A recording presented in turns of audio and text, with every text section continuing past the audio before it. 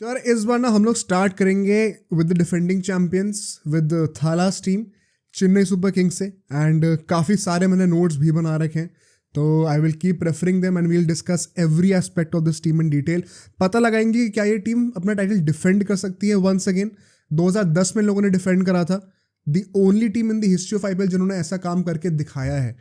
तो क्या ये दूसरी बार उस काम को कर सकते हैं? आई थिंक बहुत बड़ा क्वेश्चन मार्क होगा। And kind of you could say कि अगर ये धोनी का लास्ट आईपीएल निकल के आता है तो शायद इस पूरा आईपीएल का नैरेटिव ही इस चीज़ के ऊपर बिल्ड हो कि भाई क्या धोनी ये टाइटल डिफेंड कर सकता है एंड क्या अपना फेयरवेल एक अल्टीमेट पीक पे कि 2 टाइटल लगातार जीत के रिटायर हो रहा है उस फेरीटेल एंडिंग पे खत्म कर सकता है। बहुत हाई चांस है कि इस साल के आईपीएल का नैरेटिव हमें वंस अगेन कंप्लीटली धोनी के अराउंड रिवॉल्व होता हुआ दिखे। So let's write away start with the first segment. 6 segment होंगे हमारे, जैसे कि हमने लास्ट पॉडकास्ट में भी डिस्कस किया था। First segment is going to be the squad composition. कितने बैट्समैन है, बॉलर है, विकेट कीपर, ऑलराउंडर, सब डिस्कस करते हैं। बैट्समैन इस पूरी स्क्वाड में 4 हैं जो प्रॉपर बैट्समैन होते हैं। ऑफकोर्स इसमें जो इंजरीज हुई हैं जैसे कि फॉर एग्जांपल कॉनवे, उनको हम एक्सक्लूड कर देंगे। जो प्लेयर्स अभी अवेलेबल हैं सब उनकी बातें होंगी। तो ऋतुराज आ जाते हैं हमारे पास, शेख रशीद भाई, I hope I am pronouncing the name right, Rahane हैं एंड समीर रिजवी। ये 4 प्रॉपर बैट्समैन हैं स्क्वाड में। विकेट कीपर्स की बात करें तो सिर्फ 2 हैं, धोनी ऑफकोर्स एंड उसके साथ साथ अरावली अवनीश हैं। तो बहुत ज़्यादा यहाँ पे बैकअप्स हमें है नहीं देखने को धोनी के। बट अगर हम लोग बॉलर्स की बात करें, हमारे पास 8 बॉलर हैं यहाँ पे, तो we have plenty of options. Deshpande है, मुस्तफिजुर रहमान आ चुके हैं, मुकेश चौधरी हैं, पतिराना तो ऑफकोर्स हमने लास्ट सीजन में देखे ही थे कितना अच्छा खेले थे, सिमरजीत सिंह भी आ चुके हैं, प्रशांत सोलंकी भी हैं, साथ ही साथ थीक्षानन हंगरगेकर तो हमने लास्ट सीजन देखी ही थे एज वी सेड। अगर हम लोग ऑलराउंडर्स पे आए, now this is where things get very spicy because इतने ऑलराउंडर्स अभी तक हमने जितने भी स्क्वाड्स एनालाइज करी हैं, हमने लास्ट पॉडकास्ट में 3 केकेआर, डीसीएन, आरआर तीनों को एनालाइज किया था। इस पॉडकास्ट में 4 टीम्स को एनालाइज करने वाले हैं। किसी भी टीम में इन 7 में से अभी से बता दे रहा हूं इतने ऑलराउंडर नहीं है जितने सीएसके में। This is some crazy depth, some crazy T20 scouting done by CSK. Great job by CSK in the auction and the management in whole. क्यों मैं ऐसा कह रहा हूं? बिकॉज अगर हम ऑलराउंडर्स को देखें, मोइन अली हैं, शिवम दुबे हैं, जडेजा ऑफकोर्स, रचिन रविंद्र भी हैं, डैरल मिचेल को भी खरीद दिया इन लोगों ने, सैंडर तो थे ही, दीपक चहर भी अब फुल्ली फिट हो चुके हैं, वापस आ गए हैं टीम में, शार्दुल ठाकुर वापस आ चुके हैं भाई, the biggest talk of the town, Ajay Mandal है, निशांत सिंधु। तो 10 ऑलराउंडिंग ऑप्शंस हैं आपके पास and we have discussed in so many podcasts on this channel कि हमें ऑलराउंडर्स जो डेप्थ प्रोवाइड करते हैं T20s में वो कितना एसेंशियल अगर आपको कोई टूर्नामेंट जीतना होता है। तो अगर मैं दोबारा रिआइट्रेट करूँ इस पॉइंट को, तो अभी हम लोग जब स्ट्रैटेजी में आएंगे सेकंड सेगमेंट पे तो हमें पता चल जाएगा। So let's talk about that, playing 11 and उससे related strategies. This is a second segment, यहाँ पे आ जाते हैं सीधा। अब जो मैं प्लेइंग 11 बनाने वाला हूँ इसके क्या रीजंस होंगे उनको साथ ही साथ डिस्कस करते हुए चलेंगे। If you have any modifications या फिर आप सोचते हो कि आपका कोई डिफरेंट ओपिनियन है, of course feel free to comment down below and अपनी पूरी लाइनअप भी शेयर करना। I will look at that and then will compare, maybe who knows. I think opening क्योंकि अभी कॉनवे नहीं होने वाले हैं, Rachin Ravindra most likely will be opening. Left hander है, लाइक टू लाइक रिप्लेसमेंट है, न्यूजीलैंडर है। हमने ओडीआई वर्ल्ड कप के टाइम पे इनको बहुत अच्छा खेलते हुए देखा था, बट क्वेश्चन मार्क्स थे कि क्या ये सिर्फ ओडीआई फॉर्मेट में ही ऐसे परफॉर्मेंसेस देते हैं। थैंकफुली फॉर सीएसके फैंस उसके बाद हमने देखा टेस्ट में भी परफॉर्म कर दिया एंड T20s में भी परफॉर्म कर दिया, and that too against Australia. तो एक टॉप टियर टीम के अगेंस्ट परफॉर्मेंस दी है, क्रेडिबिलिटी आ गई है बंदे में। I think Rachin Ravindra will be starting, साथ के साथ ऑफकोर्स ऋतुराज गायकवाड़ होंगे। 1 डाउन पे आई थिंक रहाने होंगे एंड ऑफकोर्स ये ना जो ऑर्डर में डिस्कस करने वाला हूँ थोड़ा फ्लेक्सिबल होगा, तो ये टेंटेटिव बैटिंग ऑर्डर है। 1 डाउन पे रहाने, 2 डाउन पे I would see Shivam Dubey. ये दोनों स्विच भी कर सकते हैं, कभी शिवम दुबे भी 1 डाउन पे आ सकता है जैसे कि हमने लास्ट सीजन देखा था, बट बेसिकली टॉप 4 बैट्समैन हमारे यही होने वाले हैं। उसके बाद अगर हम लोग चलें, आई थिंक दुबे के बाद डैरल मिचेल खेलेंगे for sure. Again an allrounder जो कि फास्ट बॉलिंग भी करते हैं एंड एक्सप्लोसिव पावर हिटर भी हैं मिडिल ऑर्डर में। उनके बाद एक और ऑलराउंडर आ जाएंगे, वो है हमारे रविंद्र जडेजा एट नंबर 6। उसके बाद I think our wicket keeper and our captain of course Mahendra Singh Dhoni at number 7। उसके बाद अगर हम लोग बॉलिंग ऑलराउंडर्स की बात करें, this is where things get very interesting, because number 8 पे I will have Shardul Thakur, number 9 पे I will have Deepak Chahar, and जिनको डाउट है इनकी बैटिंग एबिलिटीज पे, फॉर एग्जाम्पल शार्दुल ठाकुर ने अभी रणजी ट्रॉफी में क्या कमाल करा सबको पता ही है, तो these guys are very handy with the bat and quite frankly they are genuine bowling allrounders. उसके बाद 2 और स्लॉट्स बचेंगे एंड यहाँ पे I am going to have Theekshana and साथ ही साथ पथिराना, 2 फॉरेनर्स और हो जाएंगे। तो हमारे जो 4 फॉरेनर्स हैं, Rachin Ravindra, Darren Mitchell, 2 New Zealanders हैं, एक और 2 bowlers essentially Pathirana and Theekshana, 2 Sri Lankan हो गए। अब इस टीम के फायदे क्या हैं, क्या स्ट्रैटेजी होनी चाहिए इससे, let's come to that in this segment. मैंने ये प्लेइंग 11 एसेंशियली चूज क्यों करी, सबसे बड़ा रीजन क्या है, अगर आप नोटिस करें इस प्लेइंग 11 में 8 बॉलिंग ऑप्शंस हैं आपके पास, ठीक है। यहाँ पे धोनी को हटा दो, आप गायकवाड को हटा दो और रहाणे को हटा दो, बाकी 8 के 8 प्लेयर्स प्लेइंग 11 में जो मैंने दी आपको सब बॉलिंग करते हैं, and this is not even using the impact player. Impact player अगर आएगा तो फिर 9 बॉलिंग ऑप्शंस हो जाएंगे अगर आप एक बॉलिंग इम्पैक्ट प्लेयर को लाओ तो क्रेजी अमाउंट ऑफ ऑप्शंस हैं। क्यों ये ज़रूरी होते हैं, एज यू ऑलवेज से, अगर T20 में आप सिर्फ 5 बॉलर्स के साथ जा रहे हो, आप मान के चलो आपसे टूर्नामेंट नहीं जीता जाएगा, बहुत रेयर चांस है। क्यों? क्योंकि यार 5 बॉलर्स को तो मिनिमम 4 ओवर डालने ही पड़ेंगे 20 ओवर करने के लिए, एंड सो अगर उस 5 में से एक भी ऐसा बॉलर हुआ जिसका दिन अच्छा नहीं जा रहा है, तो भी उसको मजबूरन वो अपने ओवर्स, अपने कोटा के ओवर्स कंप्लीट करने पड़ेंगे। बट क्योंकि अब हमारे पास 9 बॉलर्स हैं, हम ऑलमोस्ट हर एक बॉलर के लिए एक बैकअप बॉलर लेके चल सकते हैं। Can you imagine the amount of depth? This is what CSK has benefited from last season, and this is not just about bowling by the way, ये डेप्थ बैटिंग की भी हम लोग बात करते हैं। क्योंकि अगर हम लोग यहाँ पे देखें तो क्वाइट फ्रैंकली थीक्षाना भी बैटिंग कर लेता है, and so we could consider कि पथिराना के अलावा 11 में से ऑलमोस्ट 10 लोग बैटिंग कर सकते हैं। नंबर 9 तक जहाँ तक दीपक चहर होने वाला है, वहाँ तक तो जेन्युइन बैटिंग है, और अगर आप थीक्षाना को इंक्लूड कर लो तो almost everybody can bat in this lineup. I think if there is any team that will come close to this, अभी हमने मुंबई को एनालाइज करा नहीं, उसको मंडे को एनालाइज करेंगे। आई एम एक्साइटेड टू सी कि मैं उसकी क्या प्लेइंग 11 बनाऊंगा एग्जैक्टली, बिकॉज शायद वही एक टीम है जो कि इतनी डेप्थ लेके इनके पास आ सकती है, वरना क्वाइट फ्रैंकली जितनी डेप्थ CSK के लाइनअप में है ना बैटिंग और बॉलिंग की, it is unmatchable. Hats off to CSK and their management. मैं बड़ा चिढ़ जाता हूँ भाई, I am being a KKR fan की यार CSK बार बार जीत जाती है, क्या करे, मज़ा नहीं आता, but you have to give them some credit यार। मतलब ये जॉब पुल ऑफ करना every season, it is not easy at all, ये कोई आसान बात तो बिल्कुल भी नहीं है। मतलब आई वोंट बी सरप्राइज अगर अभी अगले साल हम लोग मेगा ऑक्शन देखेंगे फिर से ये लोग कोई ऐसा कोर बना लें, कोई बड़ी बात नहीं है। So credit where is due. Next point क्या है हमारी स्ट्रैटेजी का, आई थिंक यहाँ पे जब हमने डिस्कस करा अभी कि 9-10 बैट्समैन है 11 में से, I think CSK with the bat should go all out. क्या मतलब है इसका? अगर आपको पता है कि आपके पीछे इतने सारे बैटिंग की भरमार पड़ी हुई है, ऑलमोस्ट हर कोई बैटिंग कर सकता है, तो क्या आपके ऊपर रिस्पॉन्सिबिलिटी सही में है कि आपको 20 ओवर पूरे खेलने?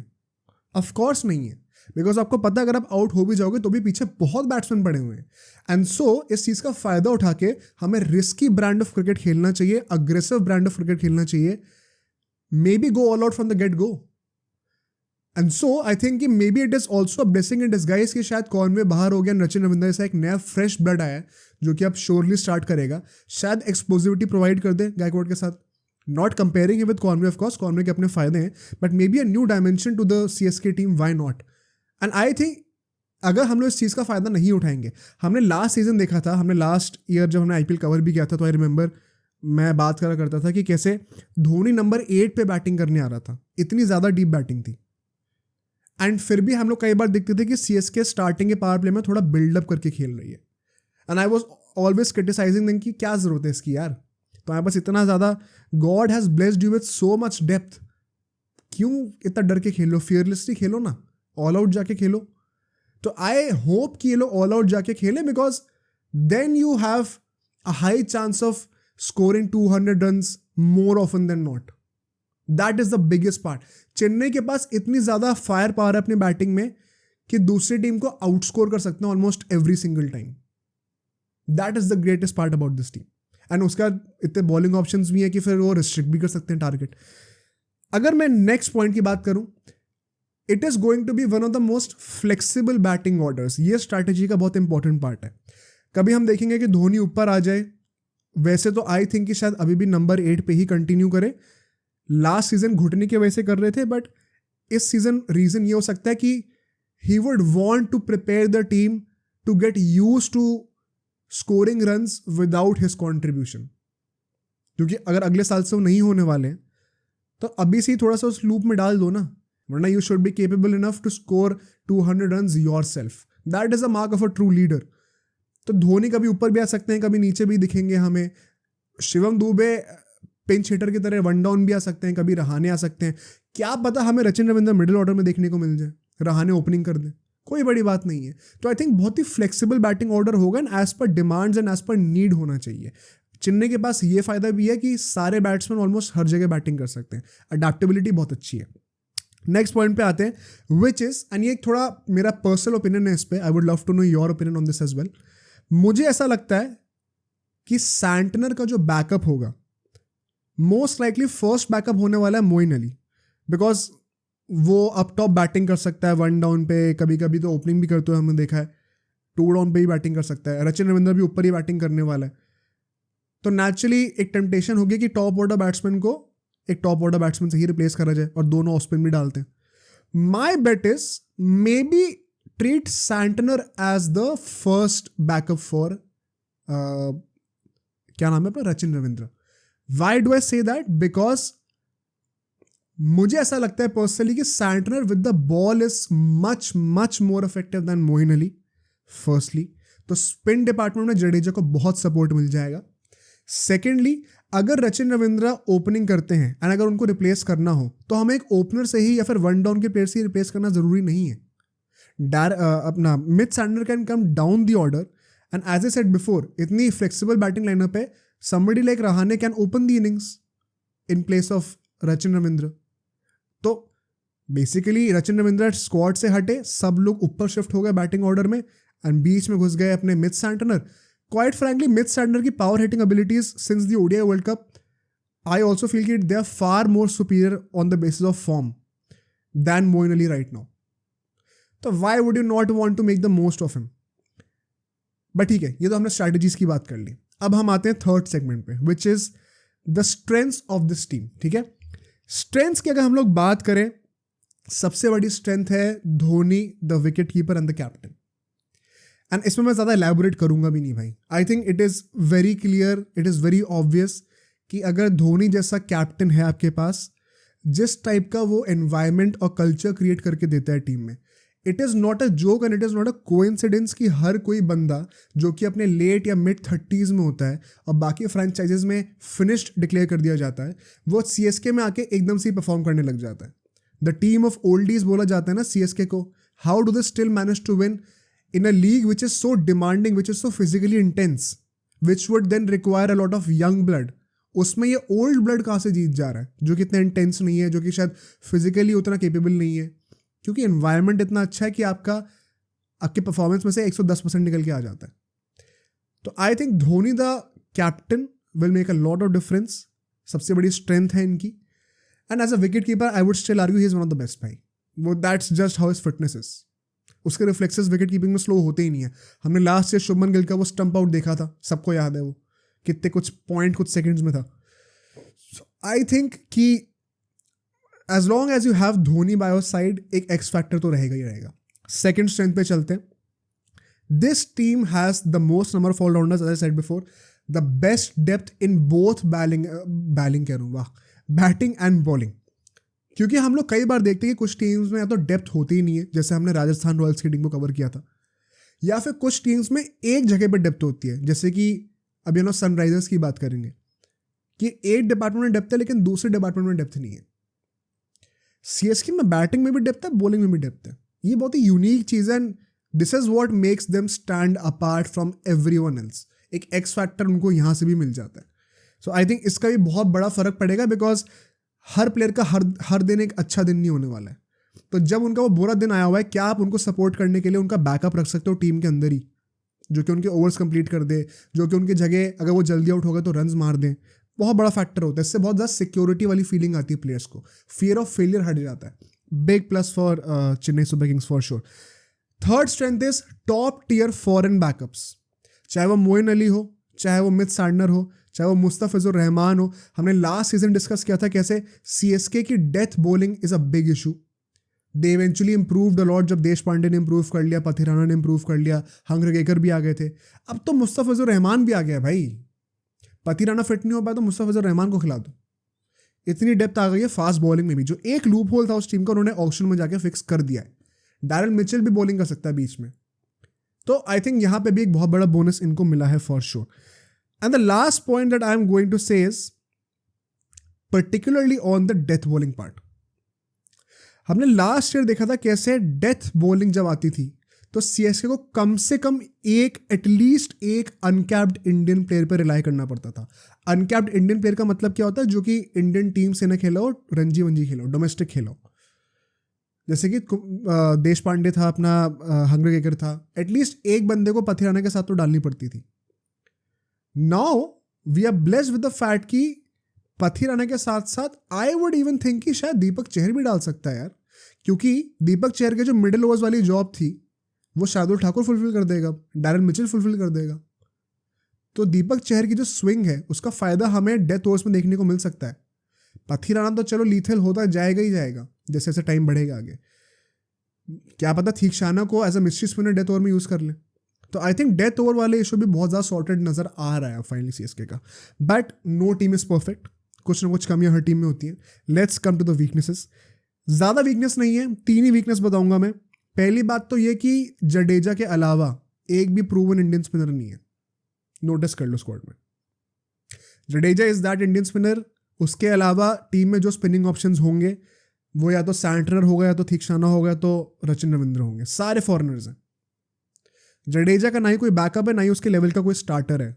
इंडियंस की बात करूं तो मैं, ये एक प्रॉब्लम है. अगर जडेजा को बाय चांस खुदा ना खास्ता कुछ हो जाए तो वो कॉम्पनसेट, उसका जो वॉइड छोड़ेगा वो कॉम्पनसेट करने के लिए हमें एक फॉरेनर लाना पड़ेगा. Like for example myth Santner. उसका नतीजा क्या होगा? हमें एक फॉरेनर फिर बाहर भी बैठाना पड़ेगा करंट 4 में से. तो थोड़ा डिसबैलेंस हो जाएगा. Next problem is no great wicket keeping option apart from Dhoni. Forget great, not even a decent one. I don't mean to be rude to the other person but he is too young यार. अभी बहुत young है. अभी एक experience बंदा जो कि धोनी के एब्सेंस में खेल सके. वैसे तो मोस्ट लाइकली धोनी की एब्सेंस होएगी ही नहीं, he will play every game. But this also shows कैसे नेक्स्ट ईयर जब मेगा ऑक्शन होगा तो सीएसके की टॉप प्रायोरिटी होने वाली है to get a top class wicket keeper. कई सारे रूमर्स ऑलरेडी आने शुरू हो गए थे ऋषभ पंत के कि वो अगले साल सीएसके चले जाएंगे. लेट्स सी क्या होता है. But this is one problem that existed last year as well and इस साल भी होगी. Next point is the last weakness is no front line Indian pacer. Front line Indian pacer से क्या मतलब है? जो एक प्रॉपर डेडिकेटेड पेसर है जो कि सिर्फ फास्ट बॉलिंग करता है. दीपक चहर, शार्दुल ठाकुर, ये सब हमारे बॉलिंग ऑलराउंडर्स हैं. बैटिंग भी करते हैं तो उस पर भी फोकस करना पड़ता है. एक्सप्रेस पेस नहीं है, mostly rely on slow ones या फिर स्विंग. एक जो proper typical front line pacer होता है ना, जैसे कि मोहम्मद शामी, सिराज, बुमराह, उमेश यादव अपने टाइम पे, वरुण आरोन अपने टाइम पे, जो सिर्फ और सिर्फ तेज बॉल डालते हो, वो नहीं है यहाँ पे. तो वो एक मुझे लगता है कमी है. ऑल्दो उसकी कमी खलेगी नहीं बिकॉज इतने ज़्यादा वैरायटी है कि वो उसकी कॉम्पनसेशन आराम से हो जाएगी लाइनअप में. बट अगर आपको खुरेद के निकालनी कोई वीकनेस तो आप ये निकाल सकते हो. Let's come to the 5th segment which is the opportunities. ठीक है, सबसे बड़ी अपॉर्चुनिटी, ये दोनों इंटरट्वाइंड है. 2 पॉइंट्स. पहली है धोनी के लिए कि भाई अगर आप रिटायर हो रहे हो, आई थिंक पर्सनली, ये भी कमेंट करके बता देना, I think he is going to retire this time. भाई I think it is it. इसके बाद और नहीं मुझे लगता कि कुछ देखने को मिलने वाला है. एंड ये सही टाइम भी है शायद, क्योंकि अगले साल मेगा ऑक्शन होने वाला है. उसके बाद मेगा ऑक्शन कब होगा पता नहीं. इट इज़ ओनली फेयर कि now he calls it quits and यहाँ से एक नए चैप्टर की शुरुआत हो. So what better than winning 2 titles in a row and then leaving cricket forever. A big opportunity for Dhoni to create an even better fairy tale than it already is. Second point जो कि interlinked है CSK के लिए of course, to give the best possible farewell to their biggest icon, to possibly the biggest icon right now in the IPL and in cricket, Dhoni. Sachin तो अब खेलते नहीं है, विराट कोहली हैं और रोहित शर्मा ही हैं जो उनके पास आते हैं. एंड धोनी का जो कल्ट फॉलोइंग है, आई डोंट थिंक किसी की भी है इस वक्त. इससे बेहतर क्या होगा कि CSK लास्ट टाइम धोनी को एक बार वो कप जिताए, एज अ टीम खेले, and they do it for him like India did for Sachin in the 2011 World Cup, like Argentina did for Messi in the 2022 World Cup. बहुत मजा आएगा देखने में अगर ऐसा होता है तो. Third point would be Gaikwad to show some potential as a captain in the future, because अगर धोनी नहीं होंगे तो of course नए कैप्टन भी होंगे. जडेजा ने मना कर दिया था लास्ट सीजन कि भाई मेरे से कप्तानी नहीं हो रही. बहुत ही obvious choice as per all the sources has been Gaikwad. तो ऑफकोर्स अब गायकवाड अपनी कैप्टनसी कैसे दिखाएगा? अगर धोनी फील्ड पर है तो गायकवाड क्या करेगा? Take initiative, take responsibility, be it with the bat, be it on the field. चाहे आप फील्डिंग कर रहे हो, आप फील्डिंग सेटअप्स में आप अपना कॉन्ट्रीब्यूशन दे सकते हो with the bowler and the captain. Batting में रिस्पॉन्सिबिलिटी लेके रन्स मारो, बिग इनिंग्स खेलो, कंसिस्टेंटली परफॉर्म करो. वो सारा आपका एटीट्यूड रिफ्लेक्ट करता है बेसिकली. उससे आप डायरेक्टली मैट्रिक्स में क्वांटिफाई नहीं कर सकते कि आपका कैप्टेंसी से क्या कोरिलेशन है, बट ये चीज़ आप ज़रूर क्वांटिफाई कर सकते हो कि हाँ डिसिप्लिन है, पॉजिटिव एटीट्यूड है, एथिकल है. ये चीज़ें आई थिंक गायकवाड अगर बेस्ट तरीके से करेगा तो एक जेन्युइन कैंडिडेट होगा आगे जाके for the captaincy role. And the last point is guys like Jadeja and Shivam Dube to make a final call for the T20 World Cup, and Rahane to potentially make himself heard for the test matches. Jadeja और अक्षर पटेल के बीच में अभी चल रहा है कि T20 में किसको खिलाना, क्योंकि अक्षर पटेल के भी T20 के स्टैट्स विद इंडिया बहुत अच्छे रहे. ऑस्ट्रेलिया वाली सीरीज हमने देखी थी लास्ट ईयर, बहुत अच्छा था. Dubey had a great series against Afghanistan जहाँ पे वो 50 पे 50 मार रहा है, विकेट भी ले ली थी एक दोस्त ने. हार्दिक पांड्या फिट हो चुका है तो most likely Hardik Pandya will be selected in case कोई इंजरी हो जाए. Once again I hope not, but अगर होती है तो दुबे राइट मतलब इन लाइन है टू रिप्लेस हार्दिक पांड्या.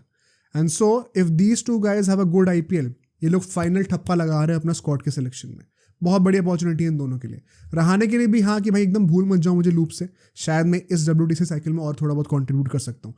और द क्वेश्चन वही है कि IPL के परफॉर्मेंस पे आप WTC में क्यों ही लोगे, but still to have some PR, to have some name, it is always good to score some runs, चाहे कोई भी मैच हो. प्रेडिक्शंस पे आते हैं, द लास्ट सेगमेंट. क्या प्रेडिक्शंस और क्या एक्सपेक्टेशंस होनी चाहिए? अगर मैं एक्सपेक्टेशंस की बात करूँ, एक्सपेक्टेशंस होनी चाहिए टाइटल जीतने की, बिकॉज CSK जैसी टीम जब भी आएगी आप एक्सपेक्ट करोगे टाइटल जीते. There's a reason why they are the best franchise in the world. क्या वो टाइटल जीतेंगे? जीत सकते हैं, अगर कोई कर सकता है टाइटल डिफेंड तो चेन्नई है. आई थिंक नहीं जीतेंगे. मैंने लास्ट ईयर प्रेडिक्ट किया था कि चेन्नई जीतेगी, thankfully they did. End of course ऐसा कुछ नहीं है इसका मतलब कि प्रेडिक्शन में जब भी करूंगा तो सही होगी. दिस टाइम आई थिंक अगर मैं चलो और प्रिसाइज प्रेडिक्शन दे दूं, मुझे लगता है सेकंड या थर्ड प्लेऑफ्स में डेफिनेटली जा रहे हैं. फाइनल नहीं जीतेंगे, पता नहीं क्यों ऐसी वाइब आ रही है. आई डोंट माइंड अगर मैं गलत प्रूव होता हूँ तो, just for the sake of Dhoni, but ऐसी वाइब आ रही है कि शायद टाइटल डिफेंड ना कर पाए. एंड सो मैं ये भी नहीं कहूँगा कि सीधा फोर्थ ही आ जाएंगे, वो भी थोड़ा अनरीजनेबल लग रहा है कि एलिमिनेटर में बाहर हो जाए, बट सेकेंड प्लेऑफ में शायद वो बाहर हो सकते हैं या फिर फाइनल्स में. सो सेकेंड या थर्ड आई थिंक फिनिश करेंगे. If you disagree of course feel free to share predictions. अब सोचो अगर ये क्लिप इतनी बढ़िया थी तो पूरा का पूरा पॉडकास्ट कितना बढ़िया होगा. तो अगर आपको इसी क्लिप का पूरा पॉडकास्ट देखना है तो यहाँ पे क्लिक करिए, और अगर आपको ऐसे ही और क्लिप्स बिंज वॉच करनी है तो यहाँ पे क्लिक करिए.